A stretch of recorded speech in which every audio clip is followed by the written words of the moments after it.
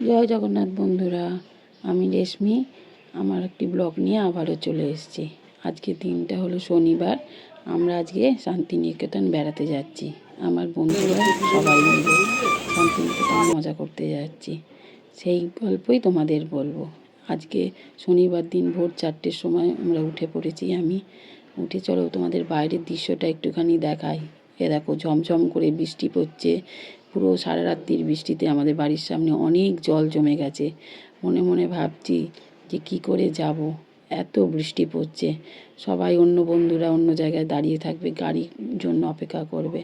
সকালবেলা একটু মনটাকে শান্ত করার জন্য লিকার চা খেয়ে নিলাম, তৈরি হয়ে নিলাম, আর ভগবানকে ডাকছি যে যেন বৃষ্টিটা কমে যায়। তৈরি হচ্ছে আর মনে মনে বলছি জগন্নাথের নাম করে জয় দাদা বলে এবার বেরিয়ে পড়লাম, কারণ আমার গাড়ি এসে গেছে আমাকে নিতে। বেরিয়ে নেবে এসছি নিচে, বেরিয়ে দেখি কি কত জল। বৃষ্টিটা একটু কমেছে কিন্তু জল অনেক। যা হোক করে উঠে পড়লাম গাড়িতে। দেখো তোমাদের দেখাচ্ছি কত জল, দেখেছো? প্রচণ্ড জল জমেছিল সেদিনকে। গাড়ি থামালেই ড্রাইভার বলছে গাড়ি বন্ধ হয়ে যাবে। এবার বন্ধুদের তোলার উদ্দেশ্যে গেছে। এই যে সব বন্ধুরা চলে এসেছে, সবাই এবার আনন্দে মজাতে আমরা যাব একসঙ্গে শান্তিনিকেতন সবাই মিলে। শুধু বন্ধুরা, কোনো ছেলে বা আমাদের হাজবেন্ড কেউ যায়নি, আমরাই শুধু বন্ধুরা মিলে 5 জনে মিলে গেছিলাম।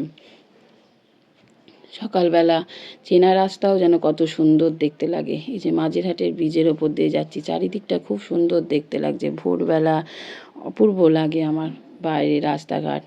চেনা রাস্তাও নতুন হয়ে দেখা দেয়। যে পৌঁছে গেছি আমরা শিয়ালদা স্টেশন। আমাদের মা তারা এক্সপ্রেস ছিল 7টা 20-তে শিয়ালদা থেকে ছাড়বে, তাই আমরা শিয়ালদা স্টেশনে এসে গেছি।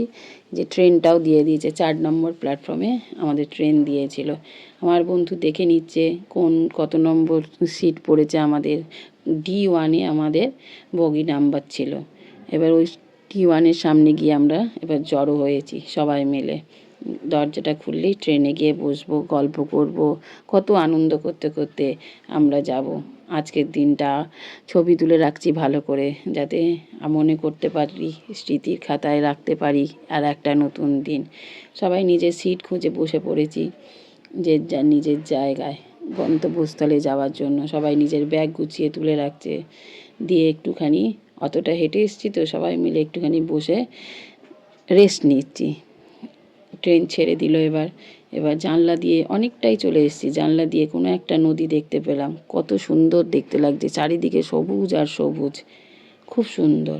ট্রেনে করে যাচ্ছি আর ঝালমুড়ি খাবো না তা হয়। এই ঝালমুড়িওয়ালার থেকে ঝালমুড়ি কিনে নিয়েছি। খেতে খেতে গল্প করতে করতে যাব। এদিকে গল্পের নেশাও ছাড়তে পারছি না, আর এদিকে জানলা দিয়ে বাইরের দৃশ্যও দেখছি। এদিকে পদ্মবন, খালি পদ্ম গাছ হয়ে রয়েছে, মাঝে মাঝে একটা আধটা পদ্মও হয়ে রয়েছে, সেটা ক্যামেরায় ধরা পড়েনি। হয়তো পুজোর সময় অনেক ফুটবে। আর তারপরেই আম গাছ, আমও হয়ে রয়েছে প্রচুর, দেখা যাচ্ছে না ক্যামেরায়, কিন্তু প্রচুর আম হয়ে রয়েছে। এই সব দেখতে পাওয়া যাচ্ছে, এই সবই হলো আম গাছ। আম হয়ে রয়েছে এখনও পর্যন্ত, ওই জন্যই হয়তো বাজারে এখনও আম পাওয়া যাচ্ছে। একটু করে বাইরের দিকে দেখাচ্ছি, একটু করে ঝালমুড়ি খাচ্ছি আর বন্ধুদের সঙ্গে গল্প করছি। কোন দিকে গল্পও শুনতে ইচ্ছা করছে, গল্পও করতে ইচ্ছা করছে, আবার বাইরের দৃশ্য ছেড়ে দিতেও ইচ্ছা করছে না। তাই দুটোই একসঙ্গে চালাচ্ছি, একবার করে বাইরে দেখাচ্ছি আর একবার করে বন্ধুদের সঙ্গে দিকে গল্প করতে। এই শুরু হয়েছে বাউল গান। শান্তিনিকেতন যাবার বোধহয় এটাই একটা মজার। ট্রেনেতে ওই বাউল ওঠে আর গান করে, যেন মন ভরে যাচ্ছে। এত সুন্দর বাঁশির সুরে উনি গান করছেন।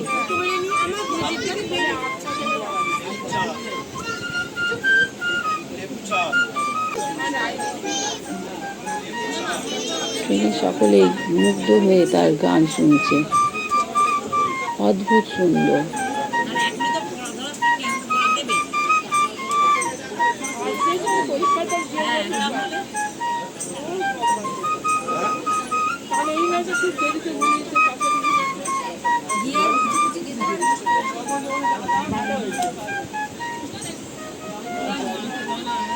আমি বললাম বলেছি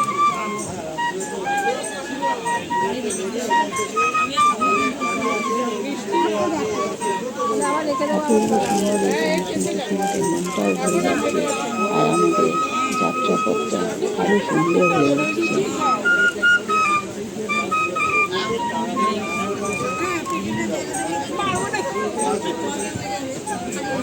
সকলেই মুগ্ধ হয়ে তার গান শুনছে।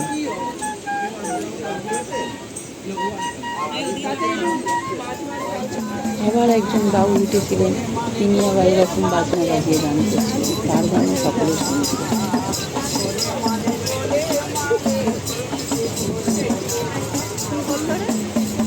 এ যেন একটা অপূর্ব অনুভূতি। এরকম তো আমাদের এদিকার ট্রেনে ওঠে না, দেখাও যায় না। সকালে এই মিষ্টি গান শুনে সকলেই এই যাত্রাটা আরও সুন্দর হয়ে উঠছে।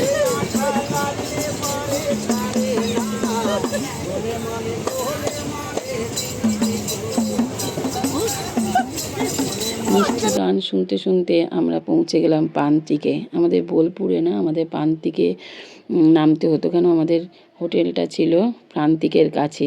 তাই জন্য আমরা স্টেশন থেকে এবার বেরিয়ে যাচ্ছি আমাদের হোটেলের উদ্দেশ্যে। হোটেল না, আমাদের ওটা গেস্ট হাউস ছিল। এই টোটো আগে থেকে ভাড়া বুকিং করাই ছিল। এই যে চলে এসেছি, আমাদের গেস্ট হাউসের নাম হলো খোলা হাওয়া। অপূর্ব সুন্দর, যেমন নাম আর তেমন জায়গাটা, চারিদিকে সবুজ, খুব সুন্দর সাজানো গোছানো। ওই যে দিদি দাঁড়িয়ে আছেন, উনি আমাদের ঘর দেখিয়ে দেওয়ার জন্য উনি দাঁড়িয়ে আছেন। আমাদের দোতলার ওপরে ঘর ছিল।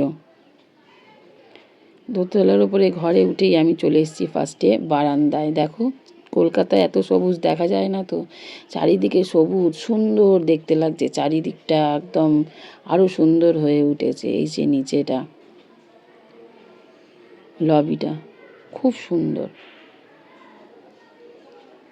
আজ ভিডিওটা এই পর্যন্তই থাক, সকলে ভালো থাকবেন। আবার পরে একটা